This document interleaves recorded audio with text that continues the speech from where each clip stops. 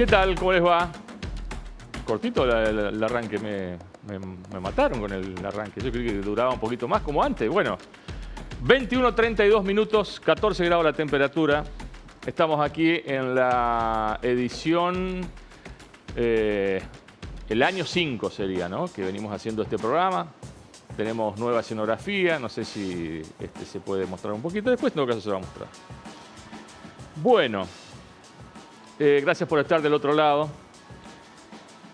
El miércoles pasado casi nadie creía que horas después se llegaría hasta donde se llegó con el fallo de un tribunal de la justicia entrerriana.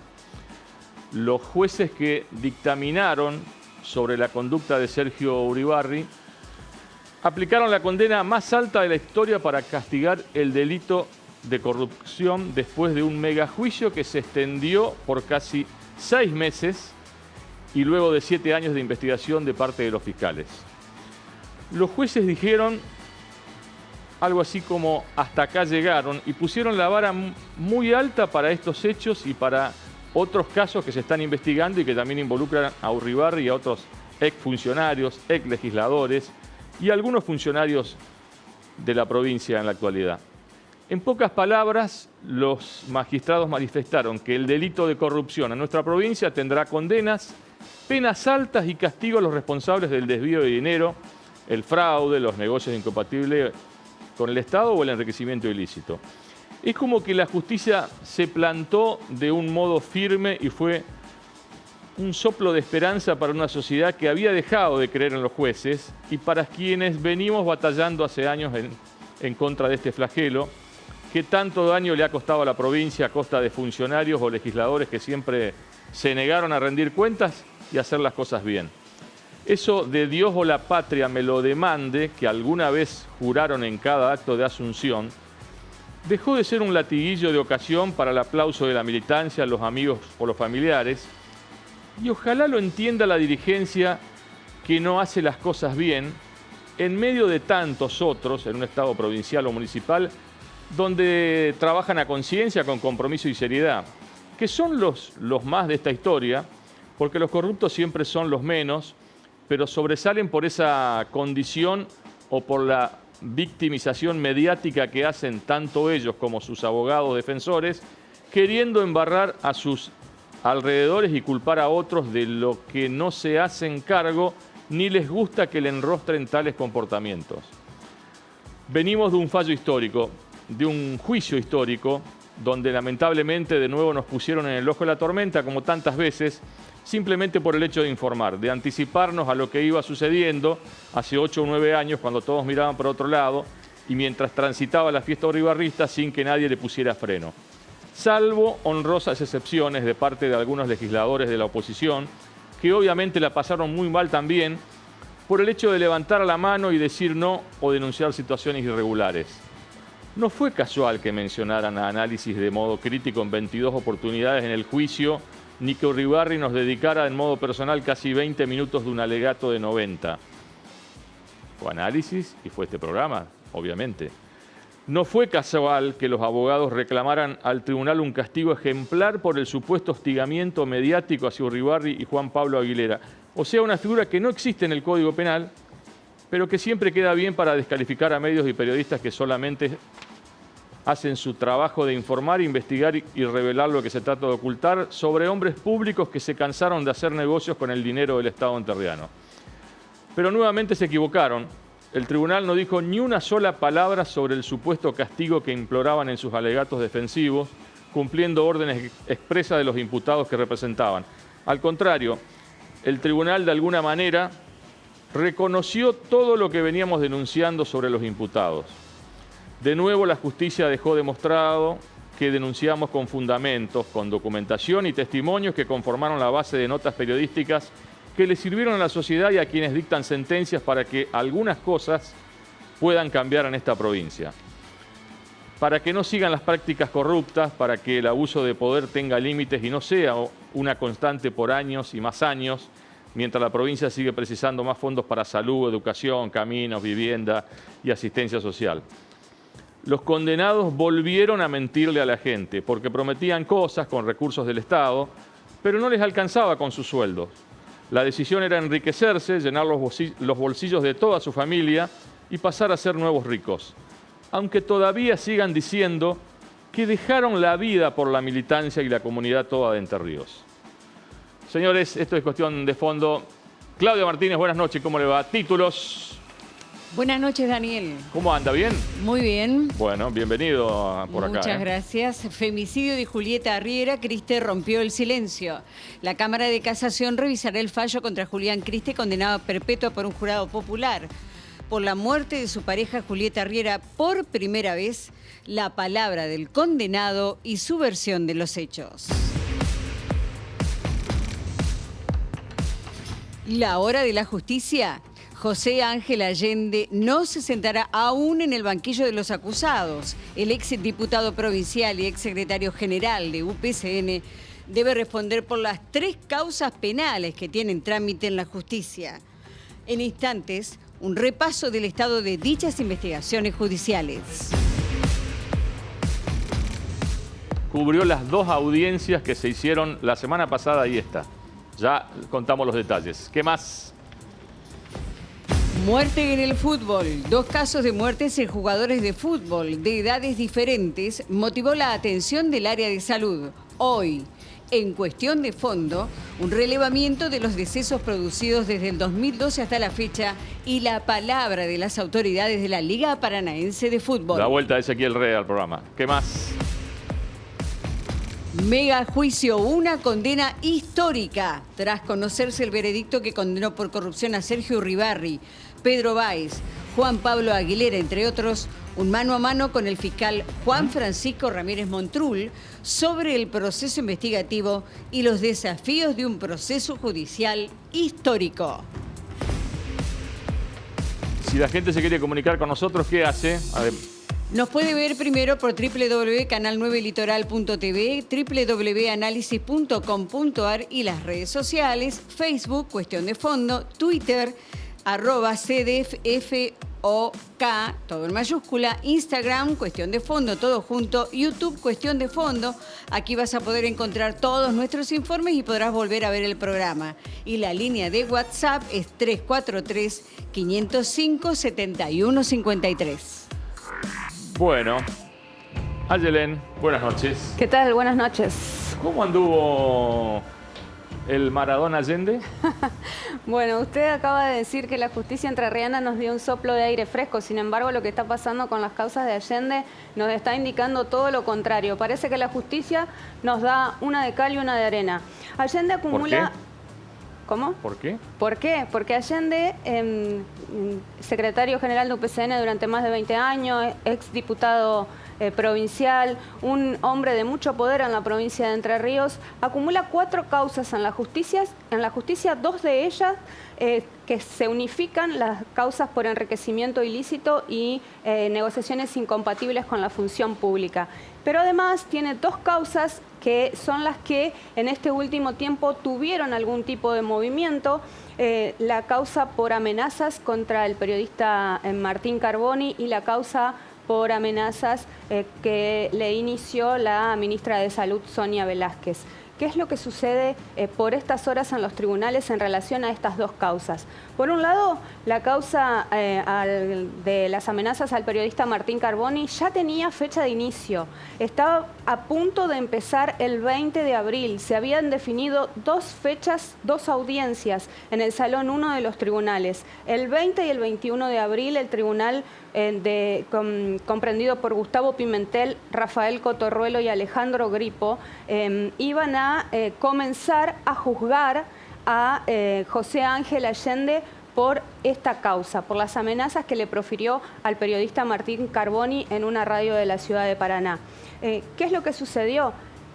Hay una cuestión, una novedad en la defensa de José Ángel Allende, que es la incorporación del abogado porteño Maximiliano Rusconi. Ya vamos a contar en detalle quién es Maximiliano Rusconi, pero al incorporarse a la defensa estuvo actuando en estas audiencias en las que Cuestión de Fondo fue el único medio en relación a la otra causa, las amenazas a la ministra, y resulta que Rusconi tiene en esos días en los que estaba previsto la realización del juicio tiene un viaje al exterior, un evento en el exterior, entonces lo que pidieron fue la suspensión del comienzo del juicio y obviamente la justicia entrerriana le dijo que sí, que no hay ningún problema, así que ese juicio que ya estaba listo para comenzar, finalmente se suspendió y todavía no tiene fecha, obviamente porque esto depende de la agenda de la OGA, la Oficina de Gestión de Audiencias.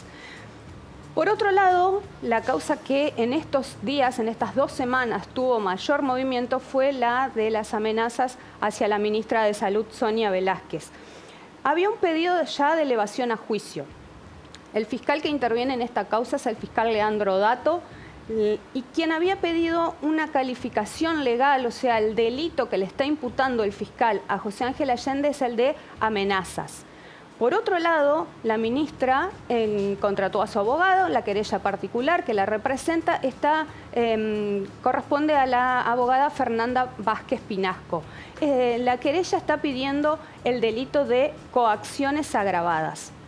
Hay que tener en cuenta que para todas las causas que tiene Allende había pedido hace tiempo la posibilidad de zafar de sentarse en el banquillo de los acusados y había pedido la posibilidad de acordar en un juicio abreviado, cuestión que el juez Elvio Garzón le rechazó. Por eso el planteo de estas 2 causas que ahora tienen movimiento. La primera audiencia que se realizó por este pedido de elevación a juicio fue el pasado 7 de abril. Reitero, fuimos el único medio que estuvimos las 3 horas que duró la audiencia en el lugar. Fue el mismo día que se leyó la sentencia que condenó a Sergio Uribarri. Allí se determinó esta controversia por la calificación del hecho, lo que los abogados le llaman el tipo penal. La Fiscalía plantea que son amenazas, la querella plantea que son coacciones agravadas. ¿Qué hizo la defensa de Maximiliano Rusconi y Leopoldo Lamborghini, los abogados que estuvieron los 2 presentes en esa audiencia? Fue pedir la nulidad de todo lo actuado justamente por esta controversia en la calificación del hecho y porque plantean que hay una indefinición del hecho. Para entender un poco más de qué estamos hablando, dialogamos con ambos abogados. Por un lado, primero vamos a escuchar lo que nos plantea la abogada Fernanda Vázquez Pinasco, abogada de la ministra de Salud, quien nos explica a qué se refiere cuando ella pide que el delito que cometió Allende es el de coacciones agravadas. Por nuestra parte, lo más importante es que las personas sepan que seguimos sosteniendo que la calificación legal es de coacciones agravadas, porque esa amenaza, que en realidad son coacciones. ¿Por qué son coacciones? Porque el imputado le dice que haga y que no haga. Y si no hace, le va a pasar tal cosa. Y si hace, le va a pasar tal otra. ¿Sí? Esto en general, a las personas para que sepan de qué estamos hablando. Y en el caso particular se trata de una funcionaria que tiene la posibilidad de nombrar en realidad es de asignar funciones o no a alguna persona. Y esto el señor que es imputado hoy, el señor Allende, lo sabía al momento de hacer lo que hizo. Y nosotros, esa es nuestra teoría del caso y es una particularidad con la que vamos a ir a esta audiencia de remisión a juicio, porque Fiscalía dice que son amenazas nada más, y la querella, que también es la parte acusadora, dice que no, que son coacciones agravadas. El señor juez Garzón acogió también la posición de esta querella donde dice está mal calificado, es decir, no va el delito de amenazas, que tiene una pena mucho menor al delito de coacciones agravadas. Imagínate, yo te estoy hablando de un agravante, significa que hay una acción que por las características de esa acción lleva más pena.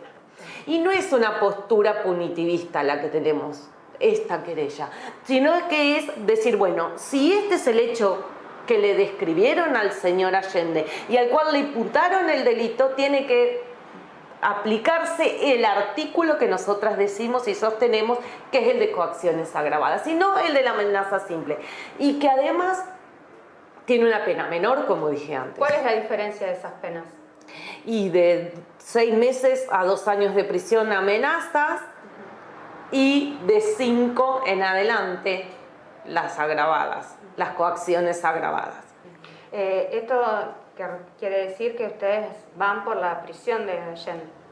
Nosotras estamos pidiendo una condena una posible condena o una posibilidad de condena con una pena privativa de libertad de 5 años. ¿Sí? Para eso tenemos las personas tienen que saber, hay mucha prueba que da cuenta de lo que nosotras vamos a llevar al juicio. Y ahí en la remisión a juicio se va a debatir el juez de garantías, el doctor Mayer tiene que definir cómo nos vamos a ir al juicio, sí con la calificación que le dio la Fiscalía como acusadora estatal o si vamos con mi calificación de coacción. Bueno, hay que recordar, esta causa empieza luego de 2 episodios gravísimos que vivió la ministra de Salud, Sonia Velázquez, con el exdiputado, primero en una reunión en su despacho en donde el ex sindicalista a los gritos le exigía una serie de nombramientos o que no saque de un lugar o de una función a cierta persona. Hubo allí obviamente insultos y allí es donde se producen las amenazas y luego un hecho que fue público en un acto en el cual también fueron testigos las otras ministras del gabinete provincial, la vicegobernadora Laura Estrata y la ministra de Gobierno Rosario Romero, donde también allí se plantean una serie de amenazas. Hay que destacar, en la audiencia donde el juez Garzón decide no dar lugar al acuerdo de juicio abreviado, habla de actos de hostigamiento y se alarma el juez en esa resolución por la ausencia de perspectiva de género que se le estaba dando al caso. Esa es una de las cuestiones también que entró en controversia en la audiencia de la semana pasada, porque la querella particular, representada por Fernanda Vázquez Pinasco, plantea que todo esto se da en un contexto de violencia de género y así también lo ha calificado la Fiscalía. Todos estos hechos están en un contexto de violencia de género. ¿Qué es lo que dice la defensa? Que eso no es así, que no hay en los insultos de Allende cuestiones de género. Vamos a escuchar lo que Maximiliano Rusconi, y después vamos a detallar quién es, lo que nos decía... Uno de los abogados preferidos de Cristina Fernández. Bueno, ya le voy a contar de todos los conocidos porteños de los que ha sido defensor. Vamos a escuchar lo que nos explicaba de su planteo después de la audiencia del miércoles pasado. Nosotros hemos planteado como defensa que los hechos no estaban definidos como ilícitos, ¿no? Es decir, hay una situación de una discusión, bueno, que nosotros no hemos cuestionado que alguien puede sentirse agraviado en el marco de un contexto de una discusión, como hay miles en la vida. No creemos que haya habido un ilícito, una amenaza, y mucho menos que haya habido una coacción en el sentido, porque además digamos, el tipo penal que pretende la querella sobre todo no admite para este caso, digamos, esto es muy evidente. Y tampoco creemos que hubo una cuestión de género en el contexto, ¿no? Hubo una discusión, como muchas veces se da entre un hombre y una mujer, pero no creemos que haya habido un contexto de género tal cual como lo define la Convención Belén do Pará, la CEDAW, digamos, la política pública de la defensa del género es una política pública que yo mismo personalmente en la academia defiendo y respeto mucho.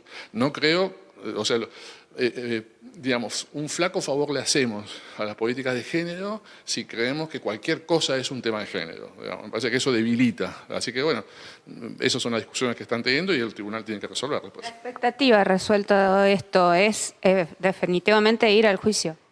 No, nosotros creemos que así como está definido el hecho, no deberíamos ir a juicio con esa acusación, ni siquiera la que propone el señor fiscal, porque a nuestro juicio no está definido un hecho. Es decir, cuando hay un juicio oral tiene que estar definido con precisión el hecho, y no solo el hecho, sino que este hecho así definido es un hecho ilícito. Esto a nuestro criterio no está definido, es decir, se relata una discusión, se relata eventualmente, hasta habrá que probarlo o no, pero algún insulto, pero digamos, hay miles de insultos en la vida que no son delitos. El derecho penal es una herramienta, digamos, que posibilita que alguien se lo enjaule, digamos, no es broma. Entonces, no cualquier cosa es un delito. Creemos que así como están definidos no deberíamos ir a un juicio. Bueno, decíamos, el abogado favorito de Cristina Fernández de Kirchner.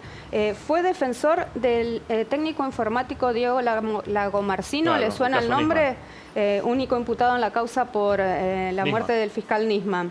Fue abogado de Julio De Vido en las causas de la tragedia de Once y en la defraudación al Estado Nacional por lo de la mina de carbón de Río Turbio. Fue defensor de Lázaro Báez en la causa por el desvío de fondos de la obra pública y también lo contrató como defensor Mariano Macri, hermano del expresidente Mauricio Macri, en la causa por la supuesta defraudación en la tramitación de la venta del correo argentino. Así que es un abogado que en el fuero porteño sí, es conocido. Bueno, y realmente ahora está dando sus frutos el trabajo que está haciendo, porque ¿qué es lo que pasó en la audiencia de hoy? Finalmente había que decidir esto que había planteado de la nulidad. El juez Mayer, Mauricio Mayer, hoy rechazó ese pedido de nulidad que Rusconi hizo en la audiencia de la semana pasada, pero aceptó la calificación legal que había dado la Fiscalía a esta causa. Aceptó la calificación de amenazas y también aceptó que la formulación del hecho tal cual como está presentada por la Fiscalía es así. ¿Qué es lo que hizo inmediatamente Rusconi en la audiencia, que duró poco más de una hora? Plantear que va a apelar esta resolución de Mayer de hoy. Tiene para eso 3 días para presentar la apelación. Allí habrá que decidir si se confirma lo que resolvió Mayer o si se da curso al planteo de la defensa de la nulidad. Y en caso de que esto siga avanzando, de que en la apelación se diga que es correcto lo que ha planteado el juez Mayer, hay que esperar a que la Oficina de Gestión de Audiencias tenga lugar para poder definir una nueva audiencia que termine con todo esto que ha empezado hoy. Es decir, que hoy hubo nuevamente un aplazamiento de esta audiencia de remisión a juicio. No se pudieron analizar las pruebas que cada una de las partes tenía para presentar, no se pudieron analizar quiénes iban a ser los testigos que tanto Fiscalía como la querella particular iban a presentar. Es decir, está todo trabado ahora por esta apelación que, según Rusconi, van a presentar. Reitero, tienen 3 días para hacerlo. Recordemos que, o sea, vos estás hablando de 2 causas, ¿no? Hablaste todavía una línea de enriquecimiento ilícito, donde él reconoce, digamos, todos los delitos, ¿no? Ahora vamos a eso. Tenemos otras 2 causas unificadas. La de negociaciones incompatibles, en las que están imputados no solo Allende, sino también su pareja Adriana Sattler, su ex esposa María Cristina Traverso y sus hijos Julio, Victoria y Carolina Allende. La fiscal que está actuando en esa causa es Sofía Patat. ¿Qué es lo que sucede con estas causas? Tanto en negociaciones incompatibles como en enriquecimiento ilícito, la primera fiscal que investigaba esto era la fiscal Laura Cataño, que accedió a su jubilación. Por eso hay un cambio de fiscal. En la causa de enriquecimiento ilícito se está tramitando por el viejo sistema acusatorio. Lleva 10 años de investigación. Hay que recordar que esta causa Marzo 2012 publicamos. Comenzó por una publicación de la revista Análisis, sí. Claro. El juez que está hoy a cargo de esta causa es el juez Hipólito Carlín. Decíamos, la fiscal cambió, hoy es Sofía Patat. En este momento lo que se pidió fue una nueva pericia oficial. ¿Por qué? Al momento de rechazar el juicio abreviado, en donde, como decías, Daniel, Allende reconoce todos los hechos que se le imputan, estamos hablando de bienes adquiridos entre 1999 y 2016. Vamos a ver, hay una placa con el listado impresionante de los bienes de los que estamos hablando, con sus respectivas valuaciones. Pero sucede que estos no son todos los bienes, hay que tener en cuenta eso. Hay algunos bienes que no entraron en esa pericia que se hizo en un primer momento. Por eso, desde entre otros, la casita del río, ¿no? Bueno, y uno de los pisos que tiene en Puerto Madero, claro. Justamente... No, el de Puerto Madero entró, está ahí. Está ahí, pero hay otro. Sí, había otro en cuestión, sí. Bueno, que no se había podido peritar. Bueno, eso es lo que está pidiendo hoy la Fiscalía, que haya una nueva pericia para determinar exactamente el monto del enriquecimiento. La pericia de 2016 había detectado un enriquecimiento de $2.512.965. Y vamos a ver esta cabañita que tuvo una particularidad, ¿no? Cuando se incendió todo, ¿qué pasó con la cabaña de Allende? No se incendió. Fue la única que no se incendió. ¿Por qué? Cuando se incendia la isla Puente, fue de lo poco que no se incendió fue la cabaña que Allende tiene en ese lugar. Tiene muelle propio, tiene panel solar, todo está intacto, estuvimos en ese lugar, yo misma estuve en ese lugar sacando fotos. ¿Por qué no se incendió? Porque tiene hecha una playa privada de arena. Claro, la arena tiene una playada de arena, entonces el fuego no alcanzó a traspasar esa playada de arena. Ahí la estamos viendo. En medio de la devastación que dejó el incendio de la isla Puente... ¿Cuándo fue eso? ¿En febrero? ¿No? En febrero fue. En el medio de la devastación del incendio, lo único que está en pie, instaladísimo y en excelentes condiciones es la cabaña que Allende tiene en la... Que tampoco hay tanta inversión ahí, digamos, ¿no? O sea, No. Si seguía los niveles que le gustan a Allende, digamos...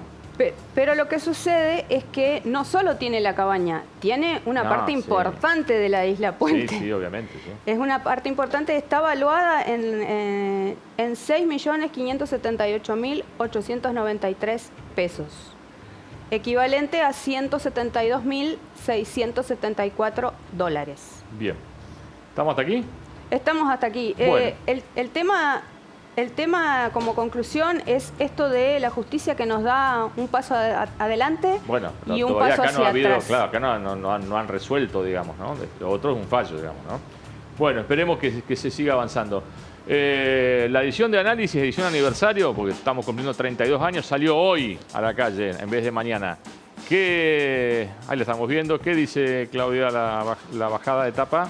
Chau Urribarri, la justicia entrerriana dio por terminada la carrera política del ex embajador Sergio Urribarri, lo condenó a 8 años de cárcel efectiva después de enjuiciarlo durante 5 meses por delitos de corrupción en su segundo gobierno y lo inhabilitó además de por vida para ejercer cargos públicos. En esta edición, Análisis muestra lo que dejó el megajuicio, da cuenta de la escasa defensa política que tuvo el ex gobernador y del oscuro panorama judicial que tendrá de aquí en más, con la sentencia y las causas pendientes que le vendrán. Urribarri, en absoluta soledad, regresará antes del 20 al país. Bueno, son las 10 de la noche, primera pausa, después Ezequiel, Natalia, tenemos muchos temas hasta las 23. Pausa.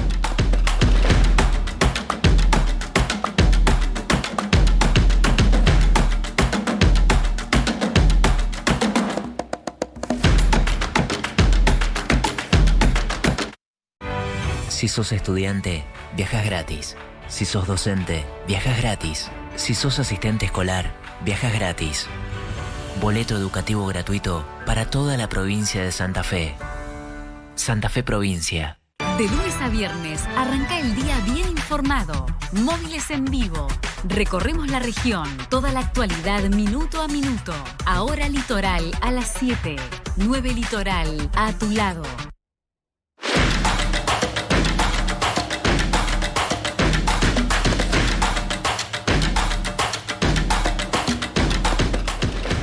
$22.04, Ezequiel Rey, ¿cómo le va? Buenas noches, ¿cómo anda? ¿Cómo le va, Daniel? ¿Todo bien? ¿Cómo anda? ¿Bien? Pero espectacular, volviendo. ¿Cómo está el partido de River? 2-0 está ganando. Está ganando. Ya ganó Racing también. Ajá. Quiero decir que ayer ganó Unión también. Ah, sí, más vale que lo diga. Y perdió Colón, ¿no? Perdió Colón.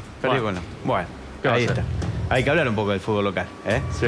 Bueno, vamos a hablar, hablando de fútbol local, de un tema también que es preocupante por un lado, que no debería alarmar tanto, pero sí preocupar y trabajar en consecuencia.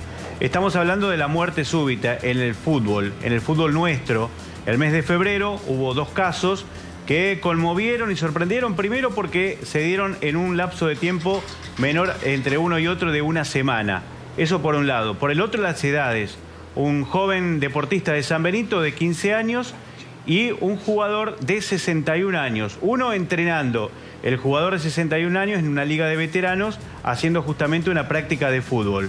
Entonces esto, cuando ocurre en estos casos, la opinión pública obviamente se pregunta, de quién es responsabilidad que los jugadores se cuiden, hasta dónde llega la responsabilidad del jugador, de la familia, hasta dónde de las ligas que están participando de estos eventos. De todos modos, lo que uno por ahí descubre a través del informe que hemos preparado es que los casos no son tan continuos y la estadística indica que es 1 cada 100.000 en jugadores de primera división y o veteranos, y 1 cada 300.000 en jugadores menores de edad. Esto se refiere a distintos informes que se han preparado y por el cual también hemos seguido un poco a la Liga Paranaense de Fútbol. ¿Por qué? Porque la Liga Paranaense de Fútbol es uno de los pocos órganos en la República Argentina que ha decidido tomar el toro por las astas. Es decir, todo lo que baja o emana del Consejo Federal de la Asociación del Fútbol Argentino lo traduce en la propia sede de Calle Córdoba, donde hay un consultorio donde los jugadores tienen que pasar de manera obligatoria para hacerse los chequeos para que estén aptos o no, y a partir de ahí, si son aptos, obviamente poder jugar, y si hay algún inconveniente, poder trabajarlo. Vamos a empezar a escuchar esta primera parte del informe con dos notas. Una tiene que ver con Hugo Fontana, que es el coordinador de la Liga Paranaense de Fútbol, además es el técnico de Atlético Paraná en el torneo federal de fútbol, y también Nelson Ramírez, que es el coordinador del área de salud, el que presta servicios a la Liga Paranaense de Fútbol, pero también está trabajando en estos estudios que se están realizando aún en Calle Córdoba para que a través del sistema Comet todos los jugadores puedan estar habilitados y poder participar de los distintos eventos. Escuchamos a Fontana y escuchamos a Ramírez. Bien, siga, dale. La Liga lo que trabaja bajo un lineamiento que baja del Consejo Federal, obviamente que es ficha médica, lo que es importante, lo que rige la ficha médica, la salud apta del jugador, obviamente aprobada en este caso por un profesional, pero a eso también se le agrega lo que es a los menores de 18 años el electrocardiograma, que es el control cardiológico que se exige de la Liga. Y a los mayores de 18 años lo que exige la Liga es una ergometría, que también es el trabajo que emiten los profesionales en el control cardiológico para dar el alta médico a los chicos para que hagan la actividad deportiva.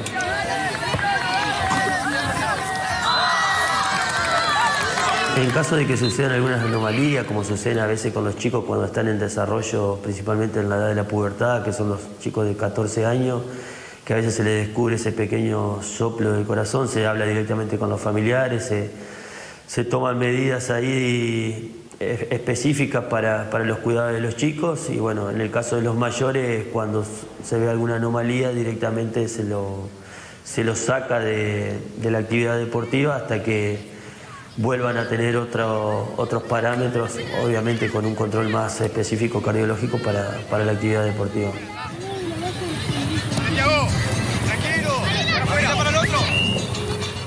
Sí, han sucedido casos como bueno, hace poco sucedió con el chico de San Benito, pero son casos, totalmente que suceden en el sentido que fue una muerte súbita, fue algo que no se pudo en este caso solucionar rápidamente, más allá de los servicios y la atención médica que tuvieron ahí en los entrenamientos, por lo que nos contaron de un papá que lo quiso reanimar y demás.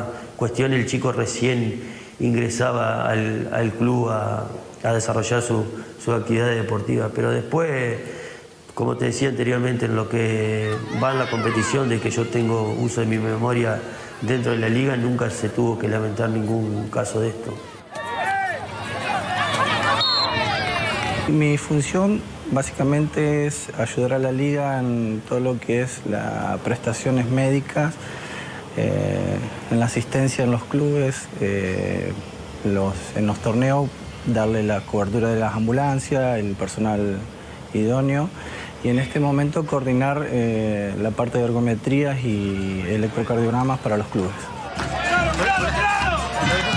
Ya estamos, yo creo que en un 80% de los clubes realizado el tema de las ergometrías. Ahora viene el tema de los electros, pero las ergometrías, lo que es primera y sub-20, ya la mayoría los tienen hecho, así que ahora faltaría preinfantiles e infantiles, que es lo que nos llama llevaría el tema de electros nada más. Con los electros hay un total más o menos de 4.000 chicos, creo que es el total Ya hay algunos que ya se los han realizado en forma particular, así que bueno, nosotros estamos terminando de realizar los chicos que faltan. Muy bien. Bueno, vamos a repasar en este gráfico lo que es la ficha médica que se le pide a cada uno de los deportistas, tanto menores como mayores dentro de la Liga Paranaense de Fútbol. Y que obviamente a través de esta ficha se baja muchísimo la posibilidad de estas enfermedades que puedan tener un final trágico, y es lo importante para destacar. La ficha incluye antecedentes personales, enfermedades, también un electrocardiograma, una ergometría que es obligatorio para jugadores de 18 años cumplidos. El otro día, bueno, estábamos hablando justamente con dirigentes, integrantes de la mesa de la Liga Paranaense de Fútbol, nos comentaban algunos casos que tuvieron, pero tal cual adelantaba o decía recién Hugo Fontana en la nota, rápidamente se ponen en contacto con el deportista si es mayor de edad y con los padres si es menor de edad. Hoy estuve hablando con unos padres también, hubo un caso en una entidad con un pequeño futbolista de 7 años, bueno, ya está trabajando el médico de cabecera, es decir, se trata de evitar lo que para muchos es lo que se llama una muerte que tiene mucha publicidad, que es la muerte súbita.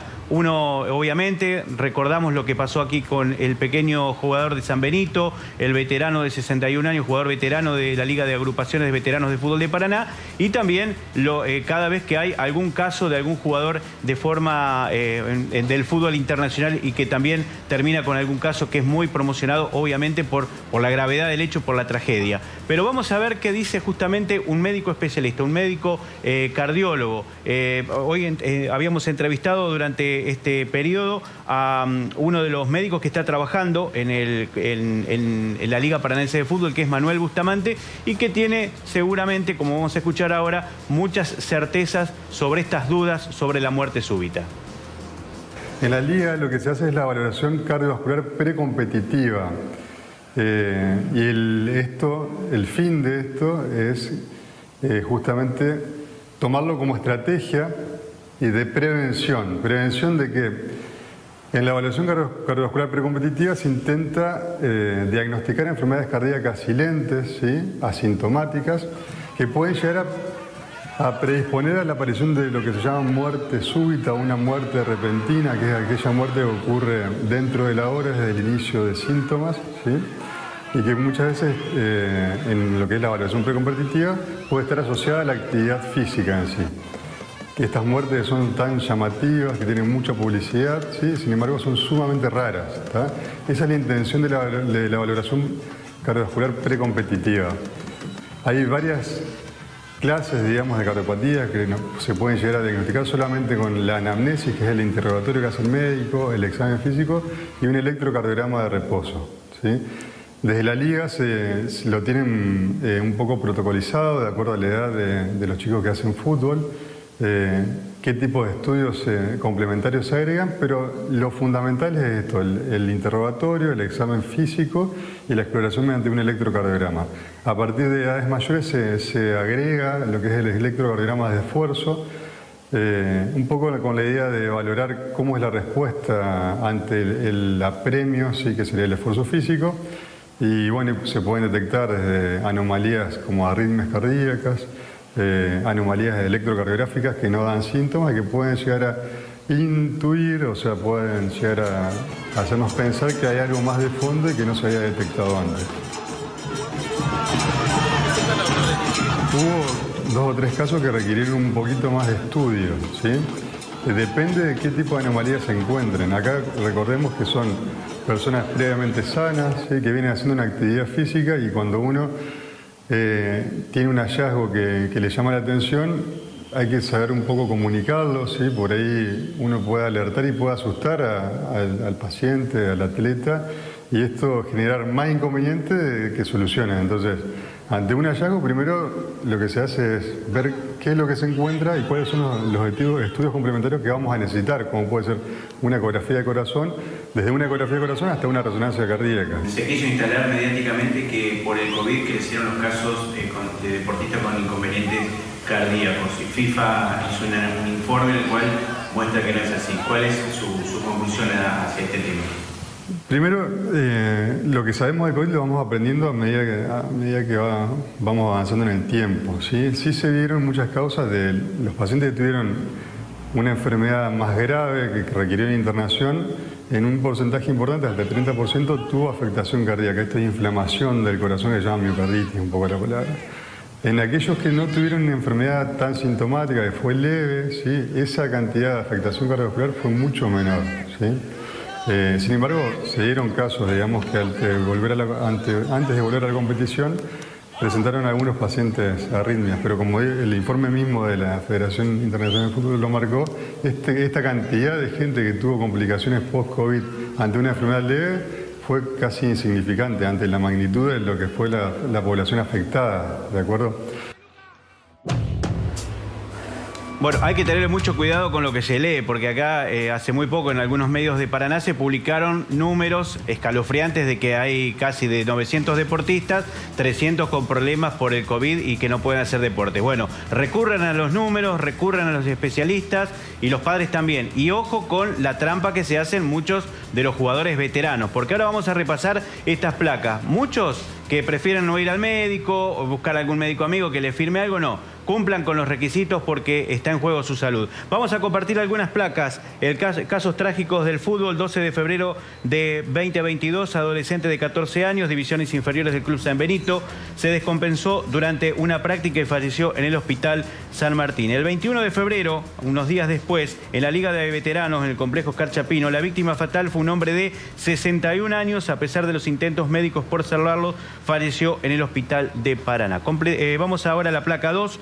Casos trágicos, 18 de mayo de 2015, un jugador de Diamante en un partido de fútbol 5 encontró la muerte, tenía 36 años. El 21 de mayo de 2016, también en la Liga de Veteranos, muere un jugador de 65 años. Vamos a ir a la placa 3, también el 25 de mayo de 2015, en pleno partido murió Cristian Patulo Gómez, defensor de Atlético Paraná, en el partido ante Boca Unidos de Corrientes. El 16 de abril, en el 2016, en el complejo Muper, una sentida muerte porque era alguien que querían mucho en el ambiente, que además jugó en el fútbol profesional. Estamos hablando de Jorge Copito Salvaña, ex jugador de Belgrano. Falleció de manera instantánea, jugó en Central e Independiente, entre otros. El dato de este jugador es que estaba dando una charla técnica en el momento del fallecimiento, no estaba dentro de la cancha. El 16 de abril de 2016, en el complejo Muper fue esto. Vamos al 19 de septiembre de 2016, placa 4, con respecto a muertes, también un jugador de 51 años en el complejo Muper. En el 2013 hay 2 muertes, en el 2014 un fallecido. Y para terminar, casos trágicos en Concordia, también una muerte muy promocionada, si se quiere, por el hecho de que se trató de un exboxeador, Remigio Molina, quien llegó a pelear por un título internacional contra el egipcio Nassen Hamed. Bueno, Remigio jugaba al fútbol en una liga de Concordia y encontró la muerte de manera súbita. Si bien, como usted estará escuchando, no son muchos los casos, pero también hay que ver que hay muchos casos de jugadores veteranos y prácticamente lo de muerte súbita en menores es prácticamente una estadística muy chica, pero que lamentablemente, como siempre decimos, preocupa y obviamente hay una familia que está viviendo un drama y es obvio que esta situación no debe tratar de repetirse y es por eso que están estos hechos, estos casos, para poder contárselos a ustedes y también cómo en algunas ligas se está trabajando para poder evitarlo, Daniel. Bien, gracias. Se queda para el picadito final, ¿no? Tengo un run. Listo. Bueno, gracias.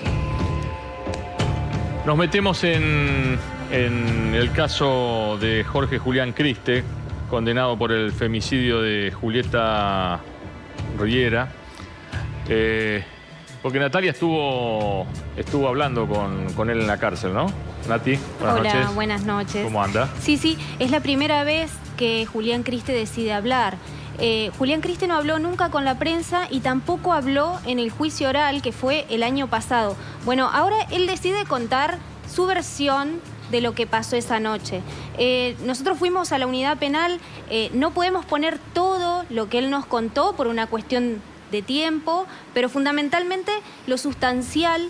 Y bueno, hay que decir también de que esto es en el marco de una presentación que hizo su abogada defensora, Mariana Barbita, una presentación en un recurso de casación, ¿no? Por lo cual va a haber una audiencia y se va a discutir la condena de un jurado popular. Porque el año pasado, en abril de 2021, Criste fue condenado a cadena perpetua por un jurado popular por el femicidio de Julieta Riera. Vamos a contar qué pasó. Bueno, es 30 de abril del 2020, o sea, un año antes del juicio.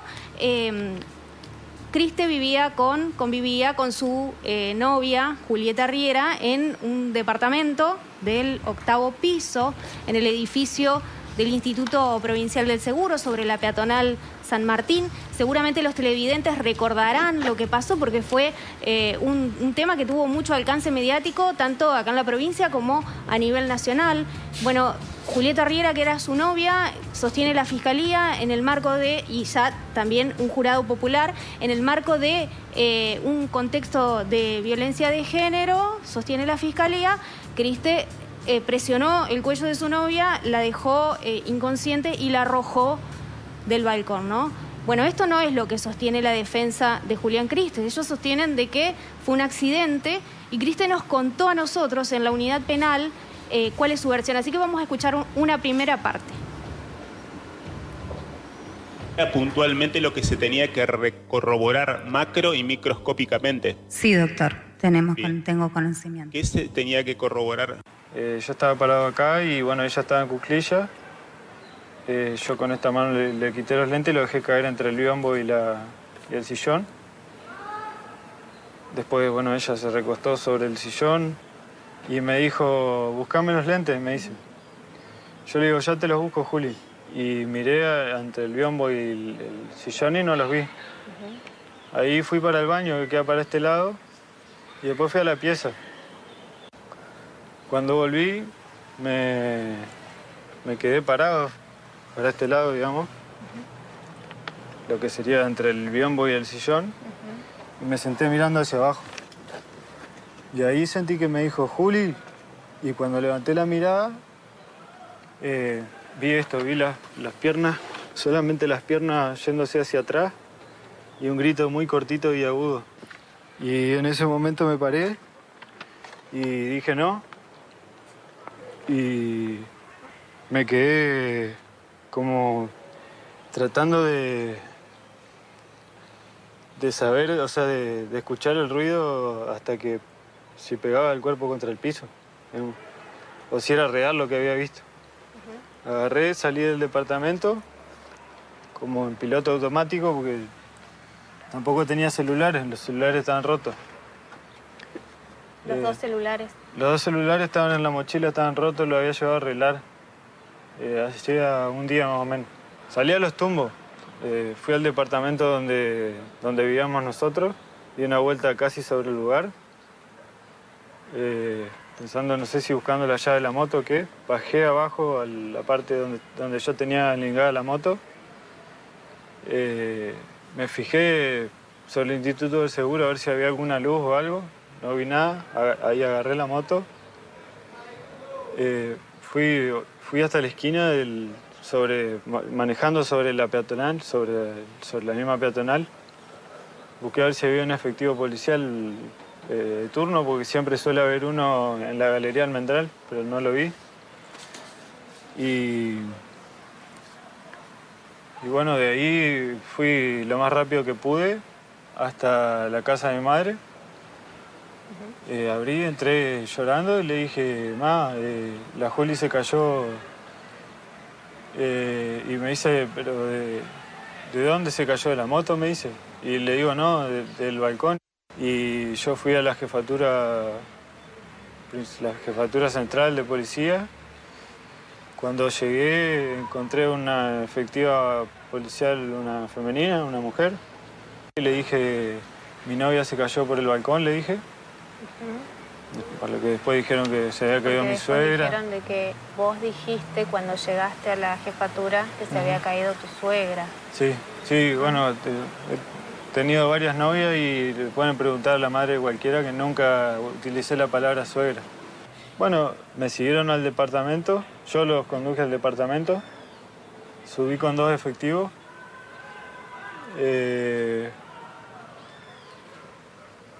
Entramos, me dijo, ¿por dónde? Y yo le dije, por acá. Le señalé esta parte del balcón. Por acá le dije. No sé si toma cámara. Por acá. Y ahí nos asomamos. Él se asomó con una linterna. Fue la primera que me asomé. No me asomé antes. Ni siquiera me arrimé al balcón. Y me dijo, ¿tenía calzas negras? Sí, le dije. Y alumbró con la linterna y me dijo, ¿la ves? Y le dije, no, no la veo.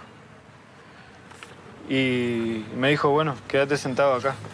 Y me dejó sentado en este sillón. Bueno, él cuenta que no ha tenido la oportunidad hasta este momento de contar esa versión y que la quería ofrecer a los paranaenses, sobre todo, que estuvieron siguiéndolo por los medios y escuchando la hipótesis de fiscalía. Hay que decir de que el recurso de casación tiene un cuestionamiento principal en torno de la defensa, y es que hay 2 o 3 fotos de la autopsia que se mostraron durante el debate, pero que no estuvieron a disposición de todas las partes en todos los momentos del proceso. Incluso después del debate las pidió la defensa y tampoco se han facilitado. Hay una fecha para la audiencia de casación prevista el 26 de abril próximo, pero su abogada Mariana Barbita presentó ayer una prórroga de esa fecha de casación hasta tanto no le den estas fotografías que están reclamando y que se han exhibido durante el juicio, pero que no han estado a disposición de las partes en el expediente. Nosotros tenemos otro tramo de la nota con Julián Criste para mostrarles. Vamos a escuchar lo que decía. La mayoría de los moretones en las piernas eran primero porque varias veces ella se había caído de la moto. Se había caído algunas veces sola, subiéndose y cayéndose hacia atrás, como lo dijo el testigo Henrich. Otras veces nos caíamos, casi siempre nos caíamos de parado en la moto, o sea, no andando, sino parado. Una vez nos caímos, por ejemplo, en el semáforo de Avenida Sani, cerca del Torre Molino, volviendo de Aldea Brasilera, que ahí yo me hice justamente una de las laceraciones acá, que no era de ese día, y me la imputaron como que si hubiese sido de ese mismo día. Así que... ¿Y por qué pensás que la Fiscalía llevó la hipótesis que llevó al juicio y que un jurado popular dictaminó sentencia creyendo que fue un femicidio? Para mí la cosa fue así. El doctor Brunner ya admitió en el juicio que no había ido al lugar del hecho, del accidente.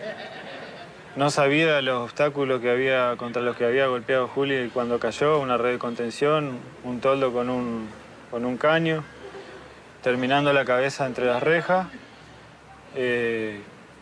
No sabía todo eso. Separó las lesiones como alguna que él interpretaba anteriores a la caída y otra la caída, y habrá dicho, estas no coinciden. Bueno, se apresuró a hacer un examen. El fiscal Aranberri lo largó a la prensa apresuradamente, hizo una historia, por así decirlo, muy rápida, y se armó un linchamiento mediático y se subieron a un colectivo que después no se pudieron bajar. Bueno, ahora tu abogada interpuso un recurso en casación, o sea que se va a discutir esa sentencia. ¿Qué esperás de esa instancia? Y la verdad espero que los jueces hagan honor a su vocación, que vean que las pericias estuvieron direccionadas hacia la Fiscalía, incluyendo efectivos policiales y testigos, que en la autopsia no hay ninguna lesión, en las fotos oficiales de la autopsia no hay ninguna lesión en el cuello de Juli, no se ve ningún estigma unguial, nada se ve eso. Eso lo incorporó Brunner en un PowerPoint durante el juicio, porque yo no tenía uñas. Bueno, Julián Criste hizo una especie de cuaderno que tienen en la unidad penal donde fue anotando todos los cuestionamientos que tiene a la investigación. No es solo esto que contaba de las fotos, esto que están reclamando, esto que está reclamando la defensa, sino también hay otro tipo de cuestionamientos, como por ejemplo violaciones a las garantías constitucionales y otras cosas que va a poder desarrollar su abogada Mariana Barbita en el contradictorio con la Fiscalía, ¿no? Pero nosotros también hablamos con la querellante Corina Beisel y con la mamá de Julieta Riera. Vamos a escucharlas a ella. Uno espera que esto ya, con el juicio, uno ya pensaba, bueno, ya está, se terminó. Pero no, ahora esto, y esperemos que con esto se termine, sí. ¿Cómo era la relación con Julieta, su relación con Julieta? ¿Cómo fue el último tiempo? Ella no demostraba haber estado pasando tanto dolor, porque yo, bueno, ahora con el tiempo y que con todo esto me doy cuenta de que ella estuvo pasando horrible, espantoso. Y ella llegaba contenta, llegaba, hola ma, vamos a tomar unos mates. Teníamos tiempitos que ella, yo digo, en ese momento ella, si a mí me hubiesen dado un tiempito más, unos días más, ella a lo mejor estaría acá. Pero porque ella empezó a querer hablar. Con la hermana, por ejemplo, a la hermana que le mostró los moretones. Y justo cuando estábamos, como justo estábamos en pandemia, venían los hermanos y nada, charlábamos, nos reíamos,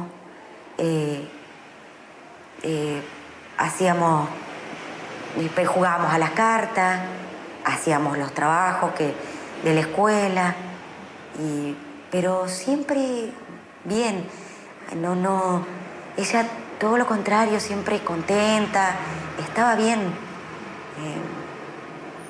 Pero bueno, ahora entiendo todo lo que pasó por dentro.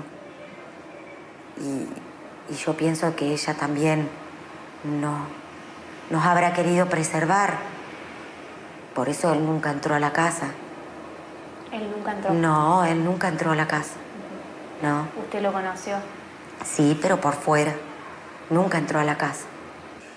El último año nuevo lo pasó conmigo. Ella llegó como a las 9 y piquito a casa y pasó todo el día.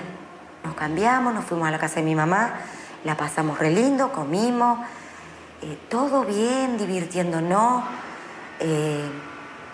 Y ella vino, Julián, la buscó, que habrán sido como la 1 y piquito, y yo en la audiencia me entero que el primero, a las 8 de la mañana, ella le manda un mensaje a la madre de Julián diciéndole de que ella lo amaba a Julián, pero que ella no aguantaba más, y con una foto. Y yo me pongo en el lugar de madre y yo creo que yo hubiese hecho algo, no sé, hubiese ido, así sea mi hijo. Ana Brugo es la mamá de Julieta Riera y también vimos a la querellante Corina Beisel, que se ocupó de contestar específicamente este cuestionamiento de la ausencia de las fotografías de la autopsia que sí se mostraron en el debate. Vamos a escuchar qué nos contestó Corina Beisel. Pero no es una prueba que resulte dirimente a entender de esta parte. No, entiendo que esa fotografía a la que aluden, que es una foto que se tomó al momento de realizarse la autopsia,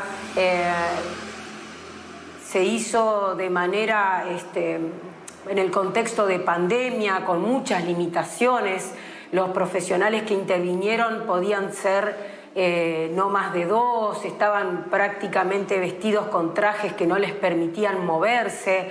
Ese elemento no permite desterrar las conclusiones a las que arribó el médico forense, que fueron contundentes en cuanto a los politraumatismos que presentó el cadáver, el cuerpo de Julieta.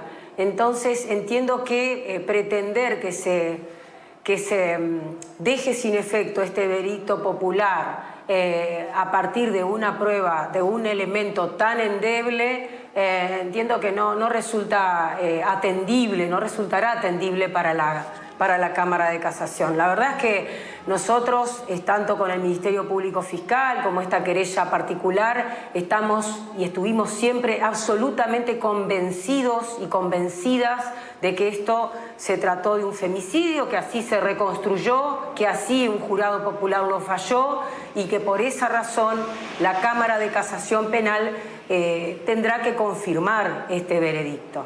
Nosotros esperamos que se confirme, por supuesto, en cuanto al caso en concreto, pero también esperamos a que la Cámara se pronuncie sobre ciertos aspectos que atañen a la impugnación de este tipo de veredictos. Estamos tranquilas, la verdad es que yo admiro la entereza de Ana, quien ha tenido una fortaleza increíble durante todo lo que ha sido la investigación penal preparatoria, luego el juicio oral y público y ahora, por supuesto, esta etapa recursiva de impugnación que la esperábamos, pero bueno, la transitamos también con expectativa, pero con dolor, porque nos reaviva un montón de sensaciones y de emociones que ya entendíamos que se estaban cerrando. Bueno, la cuestión de la falta de fotografías no es lo único, o la autopsia, digamos, no es el único elemento probatorio que llevó a la conclusión de la condena en el juicio a Christie. También hubo una autopsia psicológica, pericias sobre... Ninguno de los dos, por ejemplo, tenía teléfono celular. Los dos tenían los teléfonos rotos en el momento en que ocurrió. Era un contexto de mucho consumo de droga, de mucho consumo de alcohol. Julieta ya venía avisando de alguna manera que sufría violencia y bueno, todo esto llevó a esa conclusión. Habrá que ver qué se discute en la casación próximamente. Bien. ¿Qué vamos a tratar en el próximo bloque, Claudia Martínez? En juicio, una condena histórica tras conocerse el veredicto que condenó por corrupción a Sergio Uribarri, Pedro Báez, Juan Pablo Aguilera, entre otros, un mano a mano con el fiscal Juan Francisco Ramírez Montrul sobre el proceso investigativo y los desafíos de un proceso judicial histórico. También hablamos con el doctor Cuyen. Pausa y último bloque.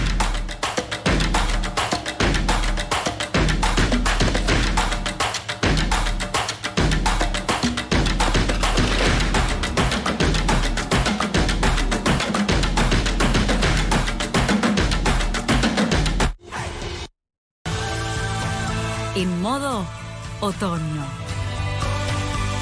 Canal 9, a tu lado. Primer Empleo es el programa que creó el gobierno de la provincia para que los que generan y los que buscan trabajo se encuentren. Si sos empresa, ingresá a santafe.gov.ar/primer empleo y contratá con grandes beneficios. El 85% del salario mínimo vital y móvil está cubierto por los primeros 6 meses.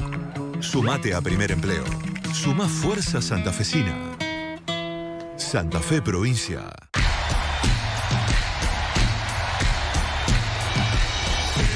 Llegó Ratisalil CBD, la primera crema con cannabidiol aprobada en Argentina. Todas las propiedades del cannabidiol de alta pureza concentradas en Ratisalil CBD. Llegó un nuevo movimiento y tu cuerpo lo empieza a sentir. Llegó Ratisalil CBD. Encontralo en todas las farmacias del país. ¿Sabe? Hepatalgina. Ragazzi, sabemos que el hígado es responsable de producir la bilis. Para que los alimentos puedan digerirse. Pero hay un tema. Que a veces el hígado no llega a liberar suficiente bilis. Exacto. Y eso nos genera pesadez y malestar. 30 o 40 gotas de hepatalgina ayudan al hígado a aumentar su producción. Alcaucil, boldina, zanahoria, mentol. Todos ingredientes naturales. ¡Bravísimo!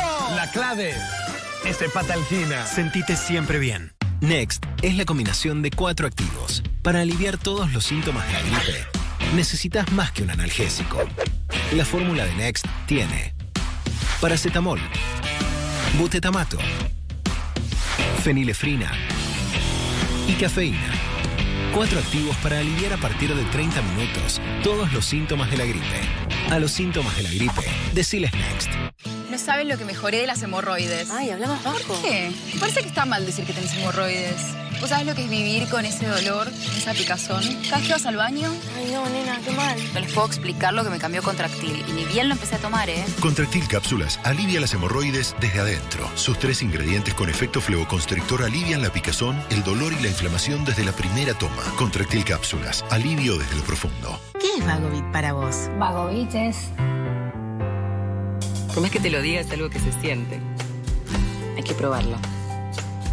¿Cómo te explico que hace 2 meses tenía estas estrías? Y mira mi piel ahora. Para entenderlas, tenés que probarla. Y para probarla, hasta el 30 de abril, Vagovit A Crema y el nuevo Vagovit Serum Antiestrías a mitad de precio. Escribinos a tu piel en línea, llévate el descuento para canjear en tu farmacia y convertite en fan de Vagovit. Me duele el cuello, no puedo moverme. ¿Tenés dolor muscular? Tafirol. Me duele mucho la cintura. ¿Dolor de espalda? Tafirol. Me duele muchísimo la cabeza. Si te duele la cabeza, tomate un Tafirol. No doy más del dolor de garganta. ¿Dolor de garganta? Tafirol. Todos los especialistas lo saben. Tafirol es fuerte con los dolores y suave con tu estómago. Por eso es el analgésico número 1 de la Argentina. Solo Tafirol es Tafirol. Mensaje avalado por la Sociedad Argentina de Medicina. Llega Una Noche en el Hotel, una comedia para toda la familia. Pedro Alfonso, Iriana Calabró, Pachu Peña y gran elenco. Paraná, 6 de mayo. Santa Fe, 7 de mayo. Entradas en venta. Si tenés una construcción no declarada, este es el momento de hacerlo, porque lanzamos una nueva moratoria 2022 que establece beneficios para los propietarios que se presenten espontáneamente a declarar construcciones en el Servicio de Catastro e Información Territorial de la provincia. Desde el 1 de abril contás con 6 meses de plazo para la presentación de construcciones no declaradas. Podés presentarte personalmente en el Servicio de Catastro o en el municipio o comuna donde se encuentre radicado el inmueble. Más información en www.santafe.gov.ar/catastro. De lunes a viernes, las noticias de la región. Móviles en vivo en toda la provincia. Columnistas destacados. Segmentos especiales. Mantenete informado. Ahora a las 13. 9 Litoral. A tu lado.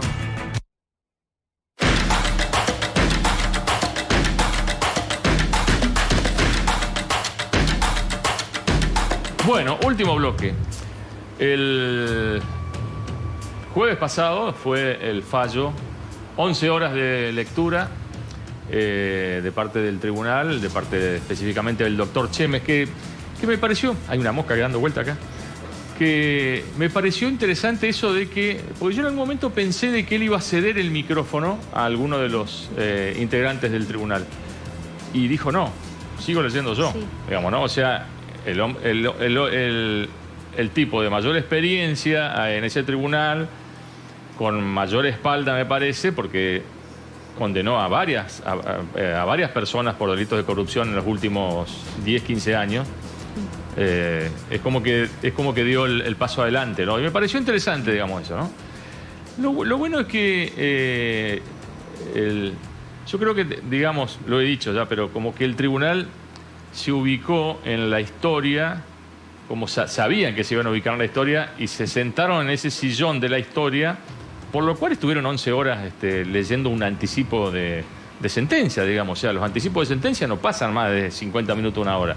Y yo creo que hicieron eso de las 11 horas para tener suficiente sustento, porque sabían que lo estaba mirando todo el país, digamos, ¿no? No lo estaba mirando únicamente de Entre Ríos, estaba mirando desde diferentes lugares y en especial de Buenos Aires. Y me parece que además fue como anticiparse a las jugadas de la defensa, o sea, cuando va a ir a casación o cuando va a ir después a la Sala Penal del Superior Tribunal de Justicia, a decirle, señores, ojo, que nosotros estamos avalando esta investigación por esto y por esto. Digamos. Por eso nos estamos extendiendo 11 horas en explicar, digamos, por qué estamos condenando de esta manera, ¿no? Me parece que eso también fue un mensaje para los estamentos superiores, ¿no? Sí, yo creo que había mucha gente mirándolo. De hecho, en el canal de YouTube del Poder Judicial hay casi 20.400 visitas a esa lectura que tuvo unas 12 horas. Es cierto lo que decías, Daniel, él solo llevó adelante toda esa lectura, y si alguno tiene ganas y lo escucha, lo pueden escuchar, lo pueden buscar. Ya al final de la jornada estaba casi ronco, claro. ¿Viste? Bueno, hablamos, porque no se nos va el tiempo, hablamos con el doctor Ramírez Montrul, uno de los fiscales, que nos decía lo siguiente, a ver.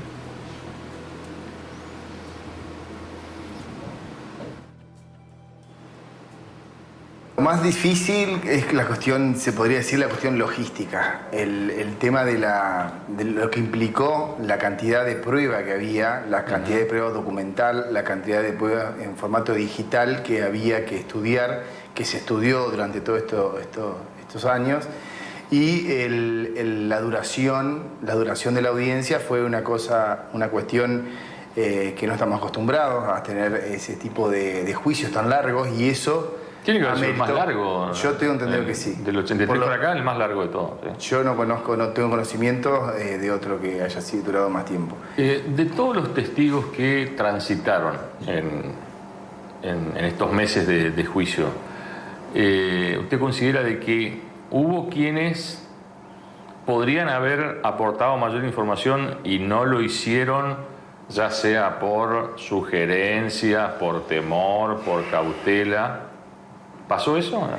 Yo creo que sí, yo creo que sí, pero primero dos cuestiones. Una, que es un juicio documental. Como te decía al principio, toda la prueba nosotros la teníamos ya en formato digital y en formato documental.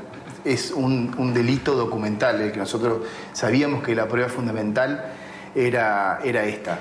Y también entendemos este contexto también justamente por el alcance del juicio que estábamos juzgando, y relacionado con cómo fue al principio las distintas situaciones que pueden llegar a vivir algunos testigos, y que quedó subsanada, entendemos, al momento de dictarse la sentencia, porque lo que nosotros entendíamos tenían la mayor responsabilidad en este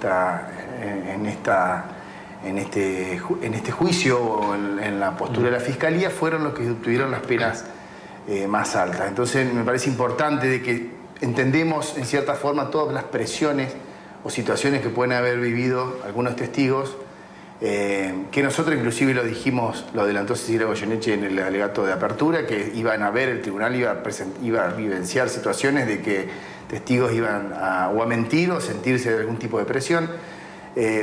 Entendemos que se compensó toda esa situación al determinarse la pena, y la mayor pena imponerse a las personas que nosotros entendíamos en nuestra estructura criminal que tenían la mayor responsabilidad, y que los beneficios en definitiva eran ellos quienes los obtenían. Los abogados tenían una obsesión en todo el transcurso de tumbar la prueba del disco externo, digamos, ¿no? Que fue, yo creo que fue para la investigación, fue como la caja negra del Boeing, digamos, ¿no? Sí. ¿Qué pasaba si eso sucedía? ¿Cuánto de la prueba podían haber, cuánto podían haber perdido en documental presentado? Sí, obviamente que el cuestionamiento apuntaba a ese sentido, porque sabían de la importancia, de la contundencia, la contundencia probatoria que tenía. Pero estaba corroborado, eso lo planteamos en un momento de los alegatos, que esa prueba, si bien era importante, si bien, por ejemplo, salía la estructura del esquema de evolución en la causa Parador, cómo fue retornado el dinero, el esquema salía de ese disco externo, estaba corroborado por los secuestros de los celulares, estaba corroborado la información, estaba corroborado por los secuestros de las computadoras en la empresa de Calle Racedo, estaba corroborado por distinta documentación que bueno, igualmente entendíamos que podíamos llegar a una sentencia condenatoria sin ese elemento. ¿Qué fue lo que más les sorprendió a ustedes de toda esta acusación o de lo que encontraron como saliente, digamos, ¿no? de los actos de corrupción que se acusaban? Y nosotros nos llamaba la atención cómo estaban organizados, digamos. La verdad que no podíamos, sí lo entendíamos, pero nos costaba creer que se puedan manejar de esa forma, digamos, con esa impunidad, en el sentido de que cuando se evaluaron los mails y la forma que se distribuía la pauta publicitaria, veíamos una cuestión que no podíamos llegar a creer. Y además la cuestión de los reintegros, ¿no? Eso me parece... Y bueno, en la causa Parador los retornos también.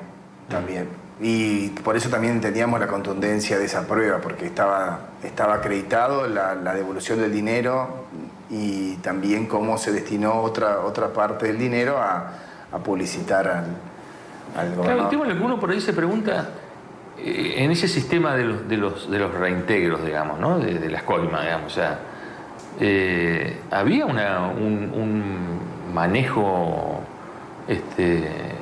muy impune, digamos, ¿no? O sea, como que hacían los hechos como pensando de que nadie nunca se iba a enterar de nada, ¿no? Sí, eso lo advertimos. Bueno, en los expedientes administrativos ya te reflejaban eso. Los expedientes administrativos de la pauta publicitaria, nosotros a lo largo del juicio demostramos las irregularidades que tenían.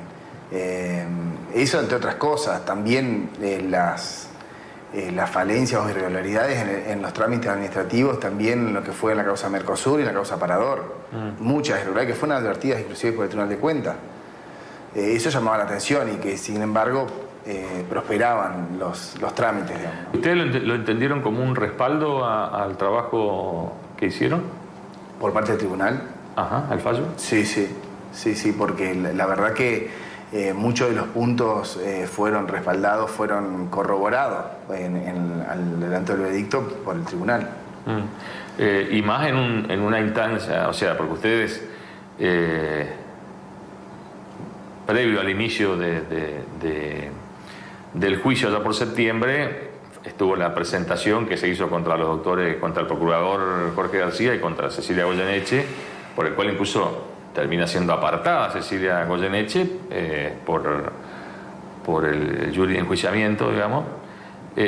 ¿Cuánto incidió todo eso que pasó con quienes son los jefes de ustedes, ¿no?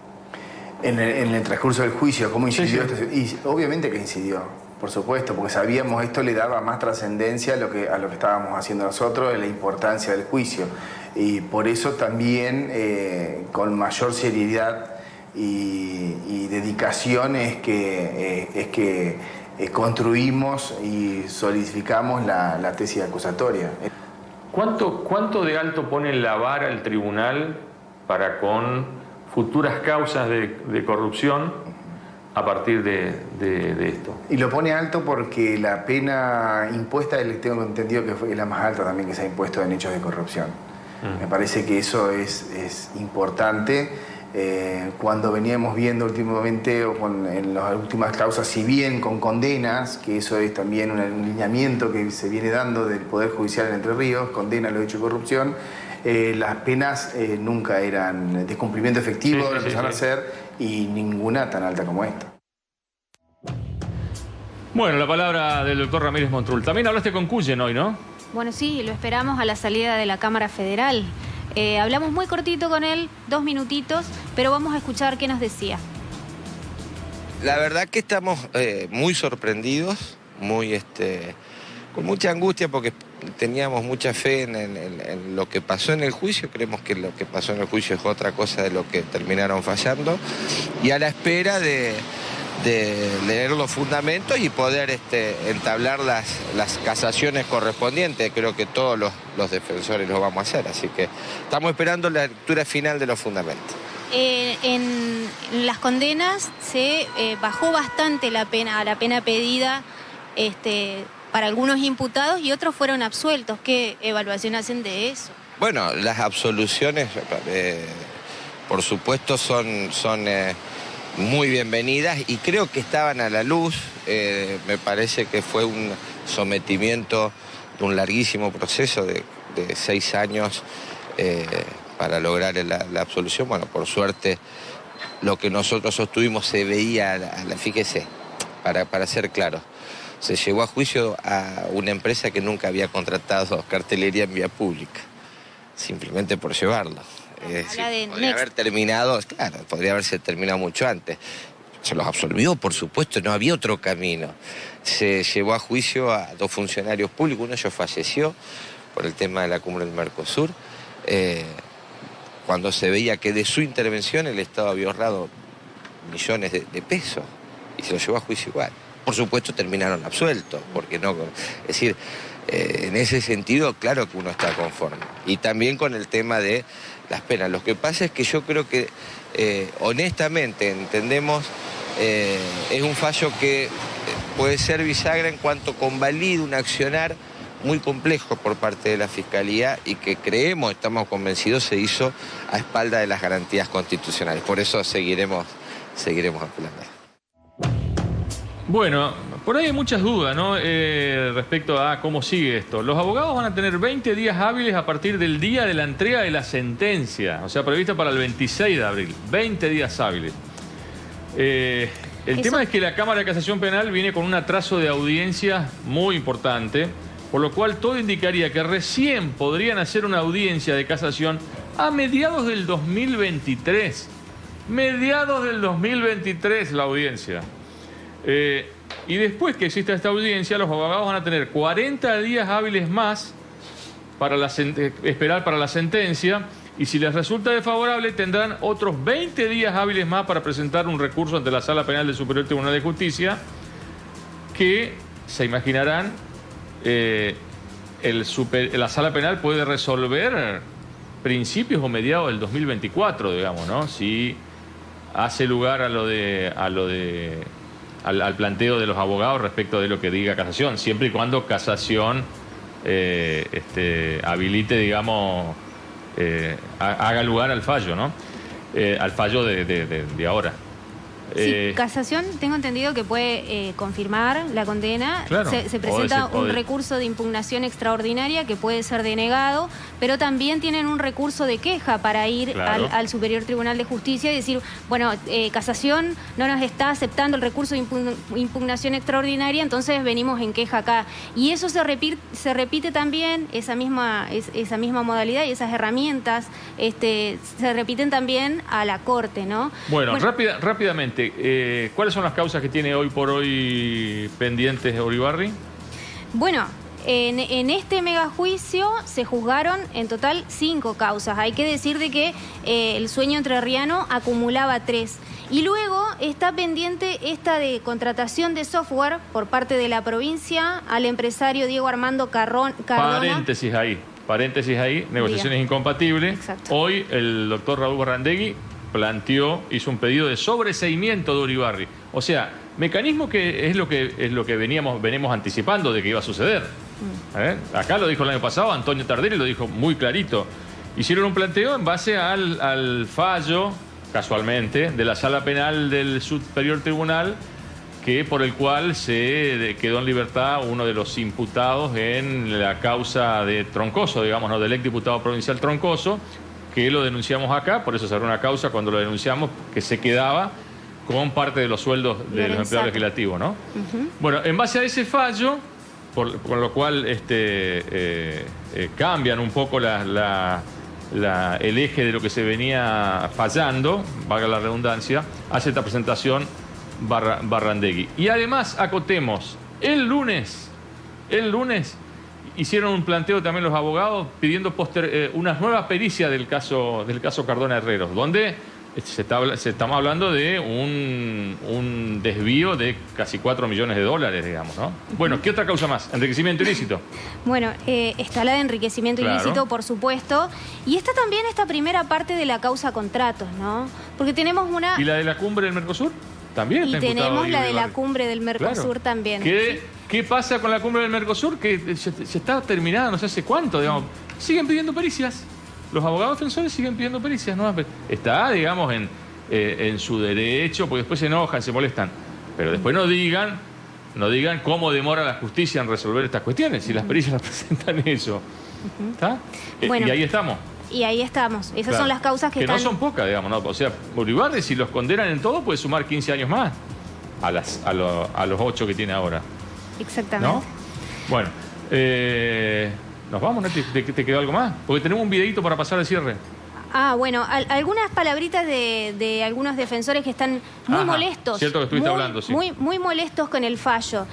Bueno, contaron que Urribarri está muy nervioso, que en los próximos días va a llegar al país, que hasta ayer estaba cerrando algunos documentos en Chipre y que cuando llegue al país, bueno, se va a reunir con los defensores para ver el camino de las apelaciones, pero también se va a evaluar la posibilidad, la continuidad o no de la defensa técnica del exgobernador. Y me gustaría resaltar algunas palabritas que recibí hoy de un defensor que está muy molesto con el fallo, que dice que los jueces no valoraron nada de sus argumentos, de los argumentos que presentaron ellos, que es muy preocupante, que giran todos los cuestionamientos en torno a garantías constitucionales, a la violación de garantías constitucionales, que es injusto y peligroso. Eso es lo que nos contaron los... Me corro un poquito, porque me preguntaron cuando venía para acá, digamos, y hice la gauchada. Hay dos vocales del Superior Tribunal de Justicia que tienen iniciado trámites jubilatorios y a más tardar a fin de año se jubilarían. Estamos hablando de Juan Esmaldone, que integra el jury de enjuiciamiento también, y Bernardo Salduna. ¿Saben cuánto están cobrando de jubilación nominal hoy por hoy los vocales jubilados? A ver. Entre 1.400.000 y 1.500.000 por mes. Nominal, o sea, acá hay que hacer los descuentos. Pero eso es hoy lo que está pagando la caja de jubilaciones, lo que tiene que erogar mes a mes. Bueno, no entre podemos... un palo 400 y un palo 500. No podemos desconocer, digo, en esto, de que el exgobernador Urribarri fue quien les dio la ley de enganche, ¿no? Claro. Y nos vamos con un videíto. A ver, Juli, con este videíto nos vamos, digamos, como para recordar un poco a Urribarri y su campaña. A ver. Gracias a un trabajo conjunto con el gobernador Urribarri y nuestra presidenta Cristina, Gualeguay ha avanzado enormemente en estos últimos años. Hay obras, muchas obras, y hay gestión. Y también hay mucha confianza, porque Luis ha demostrado en los hechos ser un intendente de valor, que todavía tiene muchísimo para darle a su pueblo, Gualeguay. Así que vamos a seguir trabajando juntos, codo a codo, con el máximo apoyo de mi parte. Con este apoyo, y entre todos, haremos realidad obras tan importantes como el parque industrial, las termas y el tan soñado autódromo de Gualeguay. Entonces este domingo con ellos, boleta completa. Es lo mejor para vos, para tu familia y básicamente para Gualeguay.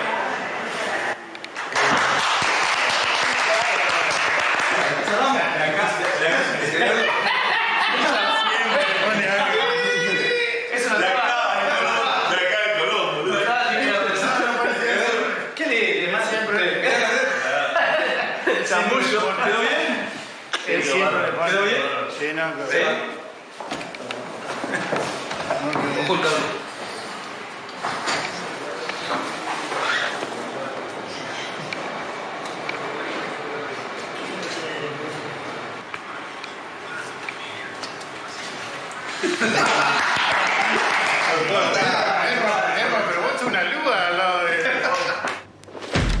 Bueno, algunos personajes de nuestra política, Urribarri, Luis Hierro y Rosario Ignacio Labarba, que también se lo veía allí, asesorando.